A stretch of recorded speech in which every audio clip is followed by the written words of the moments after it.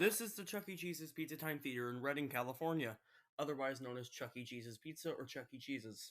This building is well known because it's a very obscure building in the Reading area because we don't really know much about this store at all, other than the fact that it was supposedly the very last store to get the PTT road sign, but that's disputed because, well, I'll talk about that later. But what I'm going to say is that this store has a lot of history, and I had to talk about it, as well as probably its successor, which replaced it later. So let's just get into it right now. In 1983, the store in Redding, California opened.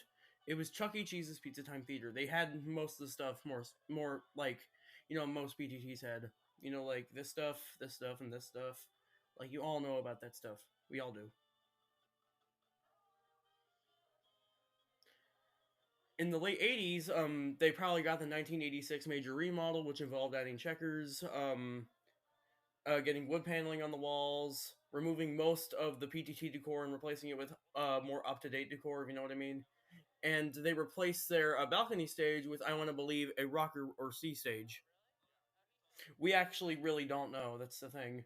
There's not really many photos or videos of Reading. There's only like one we know of. At some random point, they got a two stage, but we don't know when they got the two stage. And they still had the 1986 major remodel in the 90s. But then, out of the blue, in December 2006, they just closed. They just completely closed and relocated, and nobody knows why.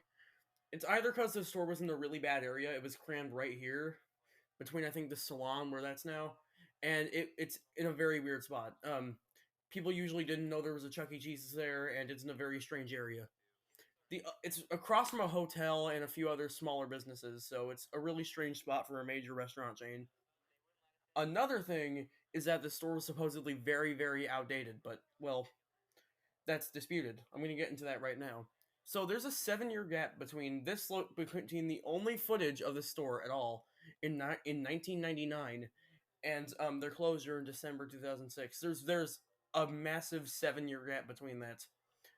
Around that time, they could have very possibly gotten Phase Three, but there's a very, very good reason as to why they either did or didn't. They could have because, well, no PTT or Phase Two would ever last this long. Bossier City also had this same exact thing with them, except they remodeled that exact same year. The exact same franchisee who owned Reading apparently also owned the store in Chico, California, which I'll talk about later. But yeah, that's another history video. So it's very likely that they could have never remodeled, but like we still don't know anything, so we'll see.